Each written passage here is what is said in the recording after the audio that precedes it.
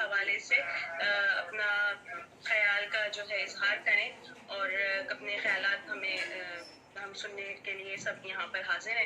تو جناب محترمہ زیب النساء زیبی صاحبہ، میں آپ سے درخواست گزار ہوں جی کہ بہت آپ شکریہ.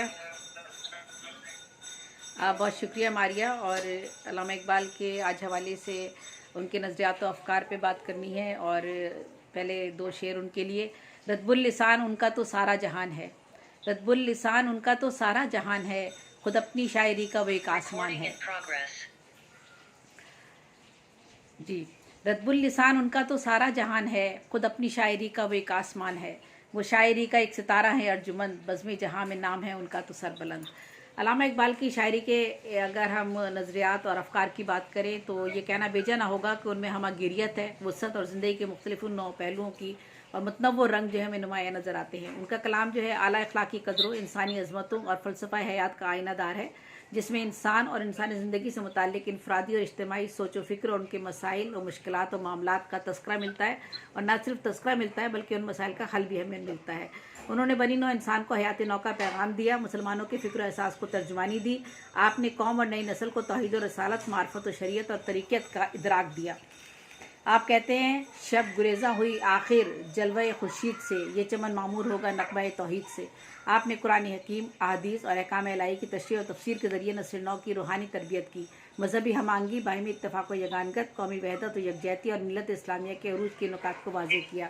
آپ نے قرآنی مضامین کو اپنے کلام کا حصہ بنا کر انسان کی خوابیدہ صلاحیتوں کو بیدار کر کے اسے کردار کی افضلیت اور برتری کا اسے احساس دلایا. اقبال عام آدمی کو مرد خدا، مرد مومن، بندہ آفاقی، مرد کامل کے روپ میں اشرف مخلوقات کے مرتبے پہ سرخرو دیکھنا چاہتے ہیں.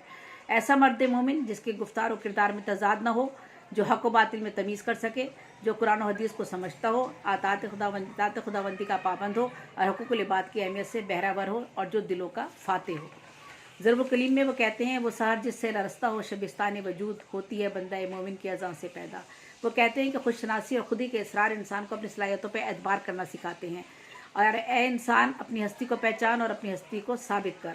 تو راز کنو مکاں ہے اپنی آنکھوں پہ عیا ہو جا. تو راز کنو مکاں ہے اپنی آنکھوں پر عیا ہو جا، خودی کا رازدہ ہو جا، خدا کا ترجمہ ہو جا.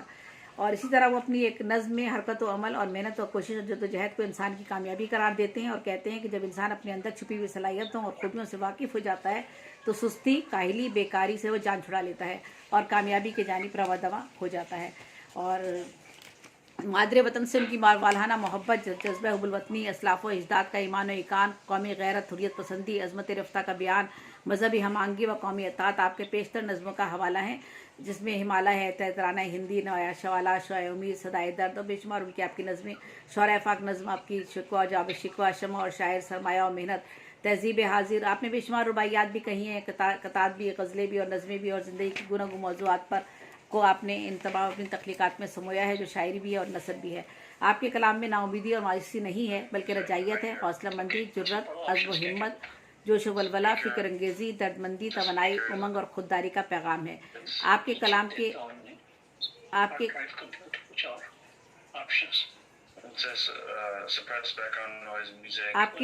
آواز آ رہی ہے پیچھے سے، بیک سے. جو حضرات باقی لوگ اپنا مائک پلیز میوٹ کر لیجئے، ڈسٹربنس ہو رہی ہے. حکیم صاحب کی طرف سے آواز آ رہی ہے.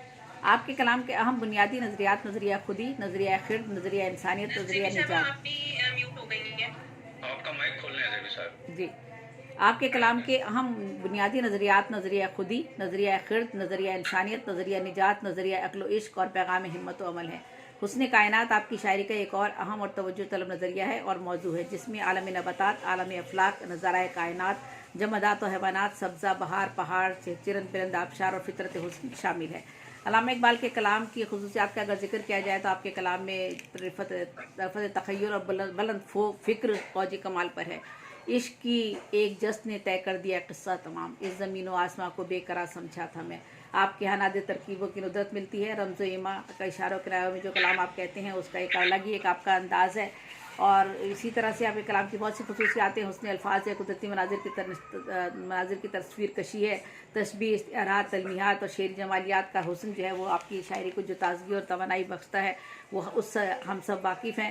اور آپ کے کلام میں سوز و گداز ہے جس سے قومی اور ملی خیالات کا جب آپ اظہار کرتے ہیں تو وہ آدمی کو بالکل اپنے ہی محسوس ہوتے ہیں. ان کی جو بھی وہ ہمارے سامنے اپنے خیالات کو مختصر کرنے کی کوشش کر رہی ہوں اور بالکل اینڈ پر جاتی ہوں اور اپنا اختتام کرتی ہوں ان 2 شعروں پر. آخر میں کہوں گی کہ شہر سیالکوٹ کے کوکب تھے ارجمند، وہ آسماں پہ پھینکتے تھے فکر کی کمند.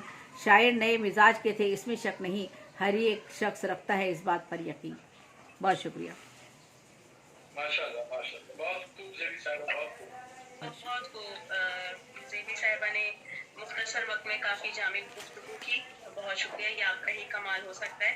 اس سے پہلے کہ میں پروفیسر ولا جمال صاحبہ کا نام پکاروں، کیا پروفیسر ولا جمال ہمارے ساتھ شامل ہیں؟